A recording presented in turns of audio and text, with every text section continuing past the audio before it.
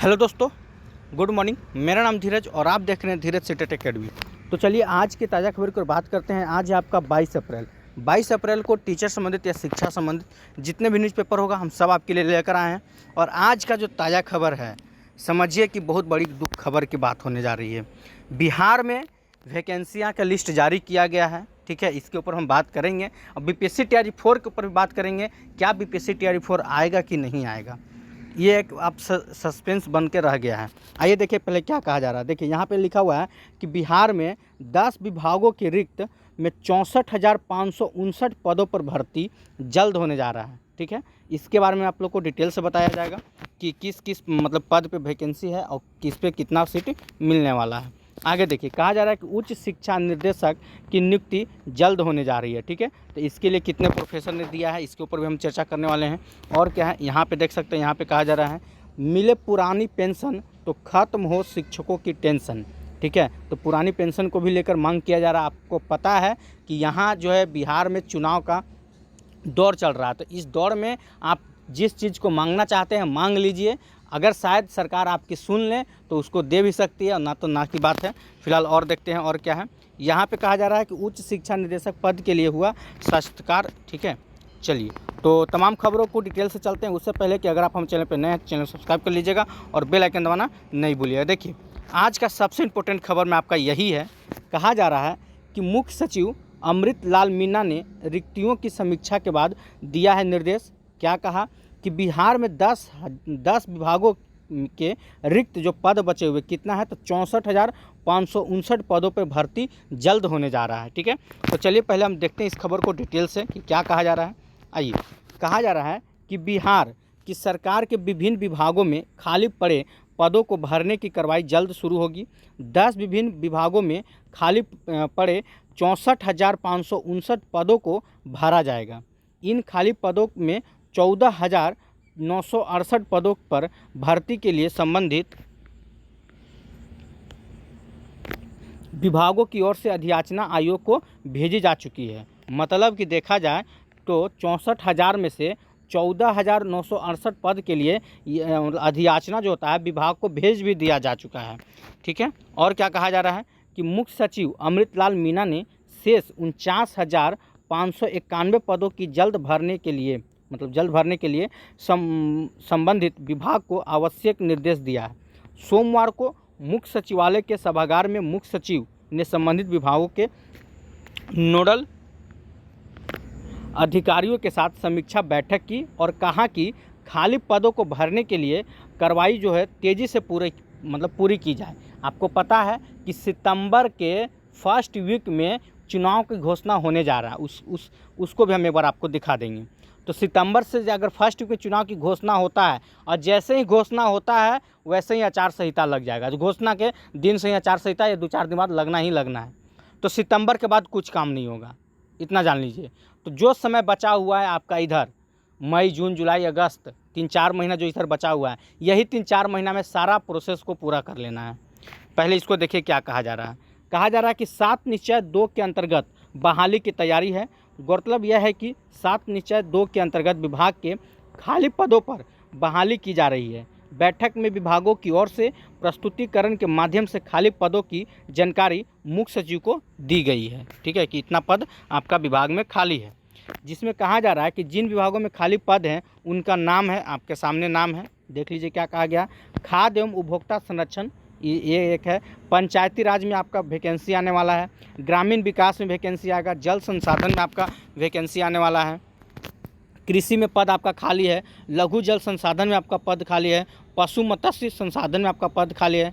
सहकारिता में है। पर्यावरण, वन और जलवायु परिवर्तन और गन्ना उद्योग शामिल है। इस सब में इन विभागों में साफ साफ कहा जा रहा है, इन विभागों में, ठीक है, अलग अलग पदों की 64,559 रिक्तियाँ मौजूद हैं। सोचिए 64,559 रिक्तियाँ जो है मौजूद हैं। और क्या कहा जा रहा है कि सबसे अधिक अगर हम पद की बात कर लें, ठीक है, तो पंचायती राज में 16,000 से अधिक पद खाली है। मतलब एक लाइन में देखा जाए तो जो सबसे अधिक जो पदों की संख्या होगा, ये सबसे अधिक वैकेंसी जो आने वाली है वो आपका पंचायती राज में आने वाली है। कितना, तो 16,000 से अधिक पद आपका उसमें खाली है। कहा क्या जा रहा है यहाँ पे देखिए कि बताया गया है कि इन विभागों के 14,968 रिक्त पदों की जानकारी संबंधित आयोग को भेज दी गई है ताकि भर्ती प्रक्रिया शुरू हो सके। ये तो अच्छी बात है भाई, जितना जल्दी आप शुरू कीजिए। तो एक नज़र आप देख लीजिए यहाँ पे कि विभाग तार पे मतलब कि किस मतलब विभाग में कितना पद खाली है, इस पर एक नज़र देते हैं। देखिए, अगर हम पंचायती राज की बात करें तो 16,496 पद आपका पंचायती राज में खाली है। ग्रामीण विकास की बात करें तो 14,667 पद आपका ग्रामीण विकास में खाली है। कृषि विभाग की अगर हम बात करें तो कृषि विभाग में आपका 7,543 पद आपका खाली है। ठीक है, आगे देखते हैं इसके बाद क्या है। कृषि विभाग के बाद यहाँ पे देखिए कहा जा रहा है आपका कि जल संसाधन विभाग की अगर बात कीजिएगा तो 6,931 पद खाली है। लघु जल संसाधन की बात कीजिएगा तो 6,645 पद खाली है। खाद्य एवं उपभोक्ता संरक्षण की बात कीजिएगा तो 4,988 पद इसमें आपका खाली है। ठीक है, पशु एवं मत्स्य संसाधन की अगर आप बात करते हैं तो 3,606 पद इसमें आपका यहाँ भी खाली है। ठीक है, सहकारिता विभाग की अगर बात कीजिएगा तो इसमें भी सीट देख सकते हैं 1,477 पद है।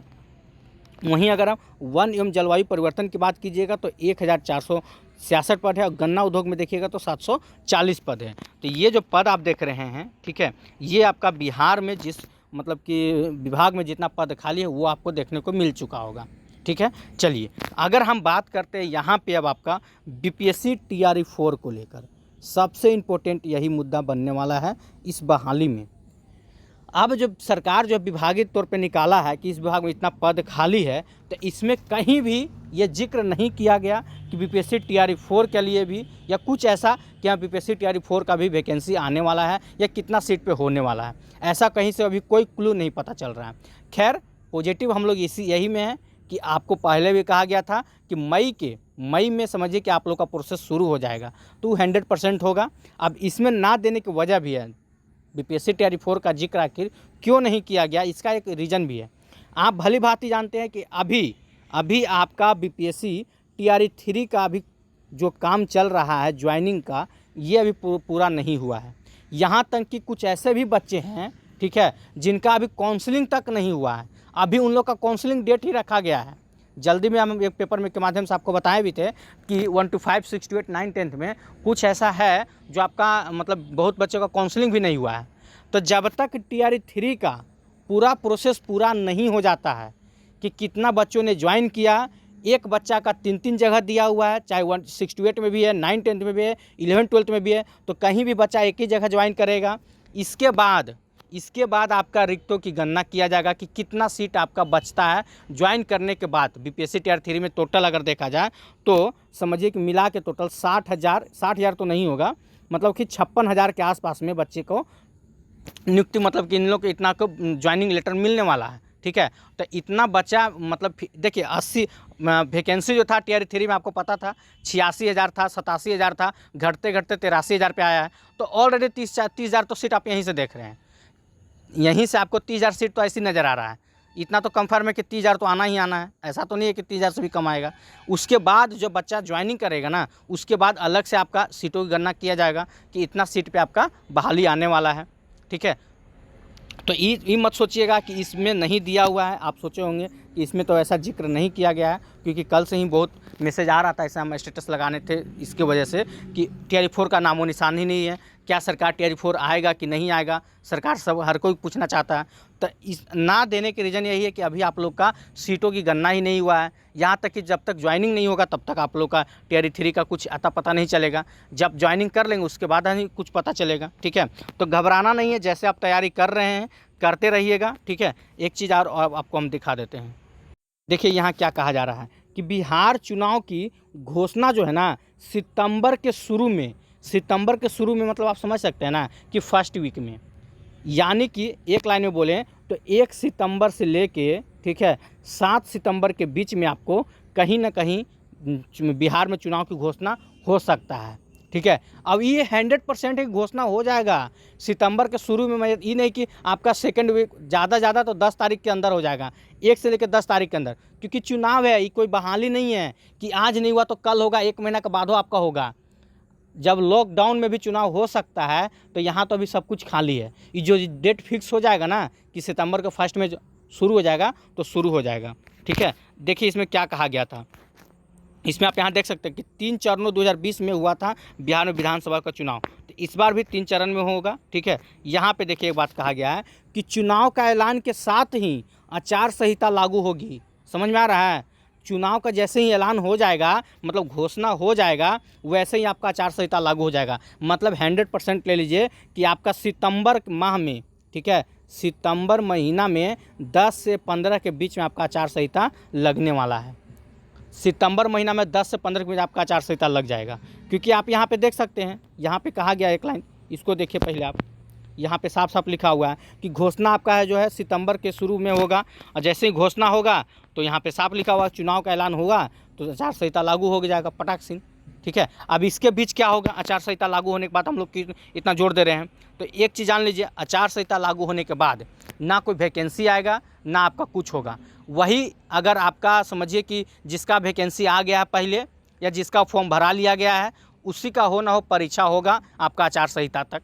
आचार संहिता लगा रहेगा तो परीक्षा भी होता रहेगा। पहले भी ऐसा हुआ है, देखा गया है। ये नहीं कि आचार संहिता में परीक्षा नहीं होता है, परीक्षा होता है, आपको टेंशन नहीं लेना है। अगर बीपीएससी तैयारी 4 का मतलब सीट उट सब सारा चीज़ मई से लेकर जून तक अगर क्लियर हो जाता है, फॉर्म भरा लिया जाता है, तो अगस्त, सितंबर नहीं तो अक्टूबर में आपका परीक्षा भी हो सकता है आचार संहिता के बीच में। क्योंकि उससे पहले अगर आप सोच रहे हैं ना कि सितंबर से पहले आपका परीक्षा हो जाएगा, तो आप गलत फहमी में हैं। गलत फहमी में है, इसमें कोई शक नहीं है। इतना फास्ट तो भाई सरकार नहीं करने वाली है, जान लीजिए। वो टीआरई 4 को सबसे बड़ा मुद्दा बनाएगी चुनावी मुद्दा को लेकर, कि हमने टीआरई 4 के लिए इतना सीट लाया है, आप अगर हम जीत जाते हैं तो मतलब कि उसका ज्वाइनिंग करवा देंगे, ये करवा देंगे, वो करवा देंगे, उसके मत रहिएगा। हाँ, ये कंफर्म है कि आपका समझिए कि टीआरई 4 जो है ना, टीआरई 4 आना तय है, इसमें कोई शक नहीं है। तो इधर उधर की बातों में मत रहिएगा। आपके पास मात्र 3 से 4 महीना बचा हुआ है। अप्रैल तो खत्म हो गया, आज 22 तारीख हो गया, इसको भूल जाइए। अप्रैल, ठीक है, बचा मई और जून, जुलाई, यही 3 महीना। 3 महीना में ही आपको सारा चीज़ करना है, पढ़ना भी है, लिखना भी है, और यहाँ चुनाव है तो उसमें भी आपको प्रचार प्रसार में भी जाना होगा। बहुत लोग हैं, ये सब भी ध्यान देते हैं। बात की बात है। फिलहाल आज के लिए इतना ही। अगर कुछ और न्यूज़ होता है टीआरई 4 संबंधित तो आपको हम जरूर बीच में अपडेट करते रहेंगे। फिलहाल आज के लिए इतना है। अगर वीडियो अच्छा लगा तो वीडियो को लाइक कीजिएगा, चैनल सब्सक्राइब कीजिएगा, इससे ज़्यादा शेयर जरूर कीजिएगा। जय हिंद, जय भारत।